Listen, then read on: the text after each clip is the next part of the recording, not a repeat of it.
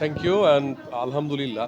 আসলে আমি যখন একটা কাজ করি তখন আমার সবচেয়ে বড় অ্যাওয়ার্ড হচ্ছে যে দর্শকরা সেটা কিভাবে দেখছেন, এটা হচ্ছে সবচেয়ে ইম্পর্টেন্ট যে কোনো আর্টিস্টের জন্যই আমার মনে হয়। তো মায়া কাজটা যখন আমি করেছিলাম তখন আমি রায়হান রাফির সাথে যেহেতু প্রথম কাজ আর আমার যেহেতু প্রথম ওটিটি, তো অনেকেই বলেছে যে ফিল্মের আর্টিস্টরা ওটিটিতে ভালো করতে পারে না, এখানে নাকি ন্যাচারাল অ্যাক্টিং লাগে।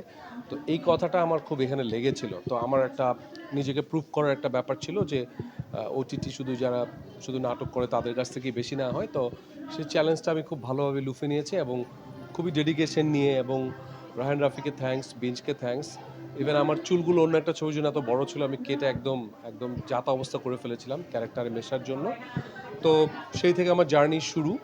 তো যখন কাজটা করেছি তখন আমার ভিতরে এক ধরনের ফিলিংস ছিল যে আমার মনে হয় যে কাজটা ভালো হচ্ছে। সো ওই মুহূর্তে ফোন থেকে দূরে ছিলাম, শুধু ওইটা নিয়েই চিন্তা ভাবনায় ছিলাম। তো কাজটা যখন করেছি রায়হান রাফি আমাকে বলল যে এটা আপনাকে অনেক কিছু দেবে। তো আজকে এটা আমার মায়ার জন্য 10 নম্বর অ্যাওয়ার্ড, আলহামদুলিল্লাহ। আমেরিকা থেকে যাত্রা শুরু হয়েছে সে অ্যাওয়ার্ড পাওয়ার, এবং বাংলাদেশের অলমোস্ট সবগুলো বড় বড় অ্যাওয়ার্ডে জুরি বোর্ডরা মনে করেছেন যে আমি এই পুরস্কারের যোগ্য। তো এটার জন্য আসলে আলহামদুলিল্লাহ, থ্যাংক ইউ। আচ্ছা, বড় ভাইয়া, উত্তর দিয়ে ফেলেছি, সরি।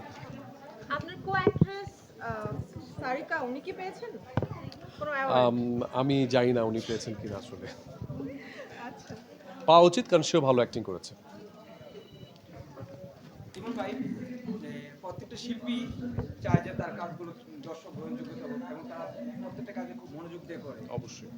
এই মায়া কাজটার জন্য আপনি মানে কতটা দিন কতটা করতে হয়েছে একটা ভালো কাজ উপহার দেওয়ার জন্য? আসলে আমরা যখন ফিল্ম করছি আমার কাছে বেশিরভাগ প্রস্তাব আসছিল রোমান্টিক, যে ইমন রোমান্টিক কাজ করবে। বাট আমি নিজেকে আসলে তৈরি করছিলাম একটু অন্যভাবে, একটু ভার্সেটাইল ভাবে। যে নাটকে যারা কাজ করছিল, আমি যদি উদাহরণ দিয়ে বলি যে নিশো, ও যখন নাটক করছে বিভিন্ন ক্যারেক্টার করছে, ফিল্মে সেটা খুবই ডিফিকাল্ট ছিল আসলে। বাট তারপরেও একটা চেঞ্জ কিন্তু আমাদের ফিল্মে এসেছে, যে একটা গল্প নিয়ে কাজ শুরু হয়েছে। তো আমি আসলে খুঁজছিলাম যে ভালো কোনো ডিরেক্টর যদি আমাকে অফার দেয় বা ভালো কোনো কন্টেন্ট যদি আমি পাই, সেটা নিংড়ে দেওয়ার চেষ্টা করব। সো অনেক বছর পরেই আসলে এরকম একটা কন্টেন্ট পেয়েছি। এবং আমার মনে হয় যে যে কোনো আর্টিস্টই সুযোগের সদ্ব্যবহার যদি না করতে পারে তাহলে সেটা পস্তাতে হবে। আমি আমার সুযোগটা ভালোভাবে কাজে লাগানোর চেষ্টা করেছি আসলে। ইমন ভাইয়া, আপনি মনে হয় প্রথম ব্যক্তি যে একটা কাজ দিয়ে 10টা অ্যাওয়ার্ড পেয়েছেন। আইরিশ বাংলাদেশ এটা রেকর্ড।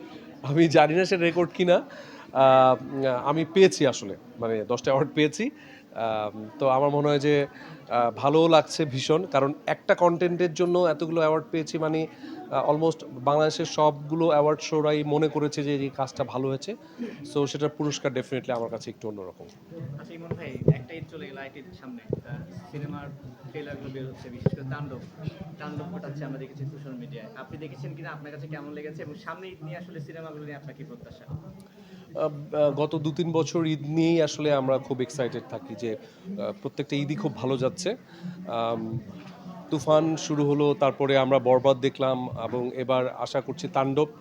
এবং তাণ্ডবের টিজারটা আমাকে মুগ্ধ করেছে, এবং আমি আশা করছি যে অন্যান্য ছবিগুলোও যেন এবার রোজার ঈদে যেরকম সবগুলো ছবি চলেছে মানুষ দেখেছে, আমি চাইবো যে অন্য ছবিগুলোও যেন প্রতিযোগিতায় টিকে থাকে ভালোভাবে। কিন্তু ওই যে বলছিলেন না যে সিনেমা মানে ঈদ আসলে সিনেমা মুক্তি পাচ্ছে, হুম কিন্তু হুম। আর বাকি মাসগুলো কিন্তু আসলে খালি থেকে যাচ্ছে। সিনেমা হলও কিন্তু বন্ধ হয়ে যাচ্ছে, আবার ঈদের সময় খুলছে। আসলে আপনার কাছে কি মনে হয় যে এগুলোকে আসলে আর কিভাবে আর উজ্জীবিত করা যায় আপনার পক্ষ থেকে? মানে আমি আমার মানে ফিলিংসটাই শেয়ার করতে পারি, কিভাবে করা যায় সেটা আসলে অনেক বিশাল একটা সাবজেক্ট। আমার এরকম মনে হচ্ছে যে ঈদে যেমন আমরা মানে ঈদের দিন নতুন জামা কাপড় পরি, ঈদের ছবিগুলো অনেকটা সেরকমই হয়ে গেছে। শুধু ঈদের দিন অনেক হল খোলা হচ্ছে, ওই ঈদ উপলক্ষে তারা ছবি রিলিজ দিচ্ছে, ওই ঈদের নতুন জামা কাপড় মতো হয়ে গেছে। সো আই থিঙ্ক যে যেভাবে আমাদের ছবি রিলিজ পাচ্ছে, রেজাল্ট আসছে, আশা করছি ভবিষ্যতে এছাড়াও ভালো ছবি রেজাল্ট মানে আসবে আর কি, রিলিজ পাবে। ঠিক আছে, আর থ্যাংক ইউ সো মাচ। ঠিক আছে। Any more questions? আসলে মূলত সাকিব ভাইকে নিয়ে আসলে প্রাউড করার মতো, মানে আমার ফিলিংসটা যে আমি ওনাকে নিয়ে প্রাউড করি। একটা মানুষ কত ঝড়ঝঞ্ঝাট পার হয়ে 25টা বছর ধৈর্যের সাথে বলি, ওনার একটা কথাতেই কালকে পরিষ্কার হয়ে গেছে যে ওনাকে অনেকে অনেক কিছু বলেছে, কিন্তু উনি চুপ থেকে বলেছে যে না, আমি নতুন করে শুরু করছি। সো উনি আসলে নিজেকে ধৈর্য দিয়ে ডেডিকেশন দিয়ে নিংড়ে দিয়ে উনি ওনাকে তৈরি করেছে। সো ওনার 25 বছর আমাদের পুরো ফিল্ম ইন্ডাস্ট্রির জন্যই গর্বের আসলে। সো ডেফিনেটলি ওনাকে আবারও কংগ্রেচুলেশনস ফর 25 ইয়ার্স। অনেকে বলছে যে জিরো থেকে একদম হিরো সাকিব ভাইকে নিয়ে বলছে, তো সে জায়গা থেকে যদি একটু জানতেই চাই যে আমাদের বাংলাদেশের মেগাস্টার বলতে এখন একজনকে আমরা ওয়ার্ল্ডের সাথে পরিচয় করার সাকিব ভাই, তো সে জায়গা থেকে যদি একটু জানতে চাই যে কেমন দেখছেন বাংলাদেশের ভবিষ্যৎ ইন্ডাস্ট্রি সাকিব ভাইকে? আমি মনে হয় সবাই দেখছেন, মানে আপনারা সবাই দেখছেন যে বাংলাদেশের ফিল্ম ইন্ডাস্ট্রি আসলে কোন দিকে এগিয়ে যাচ্ছে। উনি উনি খুব ভালোভাবে এগিয়ে নিয়ে যাচ্ছেন।